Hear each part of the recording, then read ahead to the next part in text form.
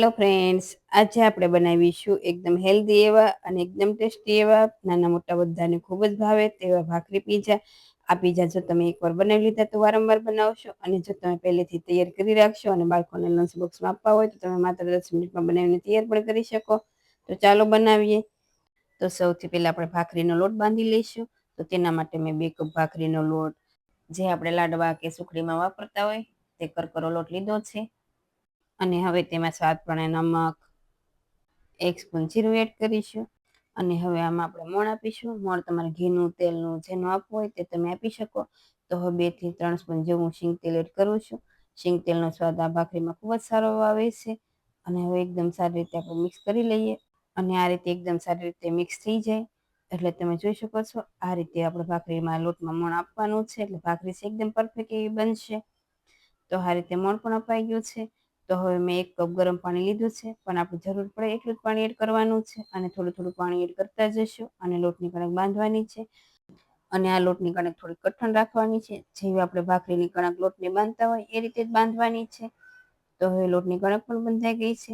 અને હવે આ લોટની કણક બાંધવામાં કેટલા પાણીની જરૂર પડી છે તે પણ હું તમને બતાવું. તો આપણે 1 કપ ગરમ પાણી લીધું હતું, તો 1/2 કપ પાણીની જરૂર પડી છે. અને 1/4 કપ જેટલું પાણી વધ્યું છે. તો હવે આ રીતે 2 કપ લોટમાં 1/2 કપ પાણી આપણે એડ કરીને આ રીતે લોટની કણક એકદમ સારી એવી બાંધી લીધી છે. અને હવે તેને આપણે 10 મિનિટ માટે રેસ્ટ આપીશું, એટલે લોટ એકદમ સારો સેટ થઈ જશે. સાથે મેં આ રીતે ઝીણા કટ કરીને શાકભાજી લીધા છે, કેપ્સિકમ, ડુંગળી, કોબીજ, ગાજર અને બોઇલ કરેલા મકાઈના દાણા, સાથે 2 ટમેટાના ટુકડા લીધા છે. અને તેના બીયાનો ભાગ છે તે મેં અલગ કરી દીધો છે, તે આપણે આમાં એડ નહીં કરીએ. અને હવે આપણે આ શાકભાજી છે તેને સાતળી લઈશું. અને મકાઈના દાણા અને ટમેટાના ટુકડાને આપણે લાસ્ટમાં એડ કરવાના છે. તો હવે પેનમાં 1.5 સ્પૂન જેવું ઘી, જો ઘીની જગ્યાએ તમારે બટર એડ કરવું હોય તો પણ કરી શકાય. અને હવે મેં આ રીતે શાકભાજી લીધા છે. તો ઘી ગરમ થાય એટલે આપણે તેમાં શાકભાજી લીધા છે તે એડ કરીશું. પણ જો તમારે આમાં અમુક શાકભાજી સ્કીપ કરવા હોય તો પણ કરી શકાય, અને અમુક એડ કરવા હોય તો પણ કરી શકાય. અને હવે ગેસની ફ્લેમ મીડિયમ રાખી 5 મિનિટ જેવું આપણે તેને સાતળીશું. આ શાકભાજી આપણે વધારે નથી સાતળવાના, થોડા ક્રન્ચી એવા રહે તે રીતે રાખવાના છે. તો હવે ગેસની ફ્લેમ મીડિયમ રાખી 5 મિનિટ જેવું સાતળી લઈશું. અને હવે તેમાં 1 પિંચ જેટલું મીઠું એડ કરીશું. મીઠું આપણે આમાં વધારે નહીં એડ કરીએ, આમાં આપણે લાસ્ટમાં ચાટ મસાલો પણ એડ કરવાનો છે. તો હવે 5 મિનિટ જેવું થઈ ગયું છે. શાકભાજી પણ સારા એવા સતળાઈ ગયા છે. અને હવે આપણે ગેસની ફ્લેમ બંધ કરીશું. તો હવે બોઇલ કરેલા મકાઈના દાણા અને ટમેટાના ટુકડા રાખ્યા છે તે એડ કરીશું. અને આ સમયે તમારે ચીઝ એડ કરવું હોય કે પનીરના ટુકડા એડ કરવા હોય તો પણ કરી શકાય. અને હવે આપણે 1/2 સ્પૂન જેવું મિક્સઅપ એડ કરીશું, પણ તમારે ચીલી ફ્લેક્સ, ઓરેગાનો એડ કરવો હોય તો પણ કરી શકાય. અને હવે 1/2 સ્પૂન જેવો ચાટ મસાલો એડ કરીશું. અને બધા મિશ્રણને એકદમ સારી રીતે મિક્સ કરી લઈએ. તો પીઝા ટોપિંગ પણ તૈયાર છે. સાથે આપણે પીઝા સોસ પણ બનાવી લઈએ. તો તેના માટે 3 થી 4 સ્પૂન જેવો ટોમેટો કેચઅપ લીધો છે. અને 2 થી 3 સ્પૂન જેવો પીઝા સોસ એડ કરીશું. સાથે 1/2 સ્પૂન મિક્સઅપ એડ કરીશું. અને જો તમારામાં ચીલી ફ્લેક્સ, ઓરેગાનો એડ કરવો હોય તો પણ કરી શકાય. અને બધા મિશ્રણ એકદમ સારી રીતે મિક્સ કરી દઈએ. તો પીઝા સોસ પણ તૈયાર છે. તો સાથે આપણે જે લોટની કણક બાંધી હતી તેને પણ 10 મિનિટ જેવું થઈ ગયું છે. તે પણ એકદમ સેટ થઈ ગઈ છે. તો હવે ખૂબ જ સારી રીતે આપણે લોટને મસળી લઈશું. અને હવે આપણે તેમાંથી આ રીતે લુવા કરીશું. પણ જો તમારે નાના મોટા રાખવા હોય એ પ્રમાણે રાખવાના. તો એટલા લોટની કણકમાંથી આપણે 6 જેટલા લુવા બનાવીશું. પણ તમારે નાના મોટી જેવી રાખવી હોય એ પ્રમાણે લુવા બનાવવાના. અને જો તમારે નાના પીઝા બનાવવા હોય તો નાની ભાખરી બનાવવાની, અને મોટા બનાવવા હોય તો થોડી મોટી પણ બનાવી શકો. પણ અહીંયા હું મીડિયમ સાઈઝના બનાવું છું, એટલે આ રીતે 6 લુવા બનાવી લઉં છું. અને જો તમે આ રીતે એકવાર ભાખરી પીઝા બનાવી લીધા તો બહારના પીઝા ભૂલી જશો, એટલા ટેસ્ટી એવા બને છે. અને જો બહારથી પીઝા બેઝ લાવતા હશો તો પણ તમે એ બંધ કરીને આ રીતે ભાખરી પીઝા જ બનાવશો, એટલા ટેસ્ટી એવા બને છે. તો હવે આ રીતે લુવો લઈ વેલણથી આપણે તેની ભાખરી વણી લઈશું. અને હવે આ રીતે થોડી ભાખરી વણી આ રીતે લોટને વાળીશું, એટલે લોટ એકદમ સારો મસળાઈ જશે. અને ભાખરી છે એકદમ ખસ્તા એવી બનશે. અને હવે આ રીતે હાથેથી રાઉન્ડ શેપ આપી અને ભાખરીમાં બિલકુલ ક્રેક્સ પણ નહીં આવે. તો હવે આ રીતે આપણે ભાખરીને વણી લઈશું. અને જો તમારે એ બધી એકસાથે ભાખરી વણીને શેકી લેવી હોય તો પણ પહેલાં શેકી શકો છો. અને એક ભાખરી તમે બનાવતા જાઓ અને બીજો બનાવતા જાઓ એમ પણ કરી શકાય.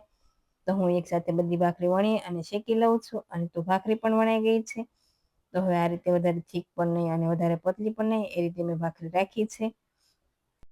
અને હવે નાઈફના મદદથી આપણે આ રીતે કાપા કરી લઈશું એટલે ભાખરી છે તે બિલકુલ ભૂલશે નહીં. તો હવે આ જ રીતે તમારે બધી ભાખરી છે તે વણી લેવાની. તો હવે બધી ભાખરી મેં વણી લીધી છે અને નાઈફની મદદથી આ રીતે આપણે કાપા કરી લઈશું. તો હવે તમે જોઈ શકો છો ભાખરી પણ વણાઈ ગઈ છે અને સાથે મેં તવો પણ ગરમ કરવા મૂકી દીધો છે. તો હવે જે આપણે નાઈફથી કાપા કર્યા છે તે ભાગ ભાખરીનો આપણે નીચેની સાઈડ જવા દઈશું અને ગેસની ફ્લેમ મીડિયમ રાખી 2 મિનિટ જેવું થવા દઈશું. 2 મિનિટ જેવું થાય એટલે આપણે તેની સાઈડ ચેન્જ કરી ફરી 2 મિનિટ જેવું થવા દઈશું અને આ રીતે ભાખરી બંને સાઈડ થોડી થોડી શેકાઈ જાય એટલે આપણે તેના ઉપર ઘી લગાવીશું. અને જો તમારે આ ભાખરી બટરમાં શેકવી હોય તો પણ શેકી શકાય અને તમે આ રીતે અગાઉથી બધી ભાખરી શેકી શકો છો. અને જો મહેમાનો માટે તમારે પીઝા બનાવવા હોય તો આ રીતે એકસાથે બધી ભાખરી બનાવી લેવાની અને પીઝાનું સ્ટફિંગ પણ બનાવી લેવાનું. અને તમે પહેલેથી જ આ તૈયારી કરીને રાખશો, બધી ભાખરી શેકી લેવાની, સ્ટફિંગ પણ બનાવી લેવાનું, સોસ પણ બનાવી લેવાનો. તો મહેમાનો આવે એટલે તમે ઝટપટ પીઝા બનાવીને સર્વ કરી શકો. અને ભાખરી બંને સાઈડ સારી એવી ડિઝાઇન આવી ગઈ છે તમે જોઈ શકો છો. અને આ રીતે આપણે તેને પ્રેસ કરતા જવાનું અને ભાખરીને શેકતા જવાની છે. તો ભાખરી એકદમ સારી એવી શેકાઈ ગઈ છે તમે જોઈ શકો છો. આ જ રીતે તમારે બધી ભાખરીઓ શેકી લેવાની અને એક વાતનું ધ્યાન રાખવાનું કે ભાખરી અંદરથી જરા પણ કાચી ન રહેવી જોઈએ, એકદમ પરફેક્ટ એવી શેકાઈ જવી જોઈએ. તો ભાખરી પણ તૈયાર છે. અને હવે આ રીતે મેં સ્ટેન્ડ લીધું છે તેના પર ભાખરી મૂકી જે આપણે સોસ બનાવ્યો છે તે એસેમ્બલ કરી લઈએ. અને જો આમાં તમારે વધારે દેખાશ માટે ગ્રીન ચટણી લેવી તો પણ લઈ શકાય. તો હવે આ રીતે પૂરી ભાખરીમાં આપણે સોસ લગાવી દઈશું. આ ભાખરી પીઝા ખાવામાં ખૂબ જ ટેસ્ટી એવા લાગે છે. જો તમે એકવાર આ રીતે બનાવી લીધા તો તમે વારંવાર બનાવશો એટલા ટેસ્ટી એવા લાગે છે. અને આ ભાખરી તમે આમ જ બનાવીને ખાશો તો પણ ખૂબ જ સારી એવી લાગે છે. અને હવે જે સ્ટફિંગ બનાવ્યું છે તે આપણે તેના પર એડ કરીશું. સ્ટફિંગ તમારે વધારે ઓછું જે રીતે એડ કરવું હોય એ પ્રમાણે કરવાનું અને એકદમ સારી રીતે સ્ટફિંગને ભાખરી પર ફેલાવી દેવાનું. અને જેવું બાળકો ખાતા એ પ્રમાણે ઓછા વધુ સ્ટફિંગ તમે એડ કરી શકો છો. અને હવે તેના પર ચીલી ફ્લેક્સ, ઓરેગાનો સ્પ્રિંકલ કરીશું. અને આ ભાખરી મેં ઘઉંના જાડા લોટની બનાવી છે. પણ જો તમારે રોટલીના લોટની બનાવી હોય તો પણ બનાવી શકાય. પણ લોટની કણક છે એ કઠણ બાંધવાની અને હવે તેના પર આપણે થોડું ચીઝ એડ કરીશું. અને આ પીઝા આપણે ઓવન વગર તવા પર જ બનાવીશું. પણ જો તમે ઓવનમાં બેક કરશો તો પણ કરી શકો અને એર ફ્રાયરમાં બેક કરવો હોય તો પણ કરી શકાય. તો હવે કડાઈને મેં પ્રીહીટ કરવા મૂકી દીધી હતી. તો તેના પર આપણે પીઝાનો સ્ટેન્ડ છે એ આ રીતે મૂકી દઈએ. ગેસની ફ્લેમ સ્લો રાખી 5 થી 7 મિનિટ જેવું થવા દઈશું. એટલે ચીઝ છે એકદમ સરસ સારો એવો મેલ્ટ થઈ જશે. અને જો તમારે તવા પર બનાવવા હોય તો તવા પર પણ તમે બનાવી શકો છો. તો હવે 5 મિનિટ જેવું થઈ ગયું છે. ચીઝ પણ એકદમ સારો એવો મેલ્ટ થઈ ગયું છે. તો પીઝાને આપણે બહાર લઈ લઈએ અને આ જ રીતે તમારા બધા પીઝા બેક કરી લેવાના.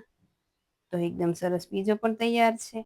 અને જો તમે પીઝાને અનહેલ્ધી કહેતા હોય તો આ રીતે બનાવશો તો એકદમ હેલ્ધી એવા બનશે. અને જો તમારે ચીઝ ના એડ કરવું હોય અને તેની જગ્યાએ પનીર એડ કરવું હોય તો પણ કરી શકાય. અને આ પીઝા નાના મોટા બધાને ખૂબ જ ભાવશે એટલા ટેસ્ટી એવા બને છે. અને તમે આ રેસીપી એકવાર જરૂરથી ટ્રાય કરજો.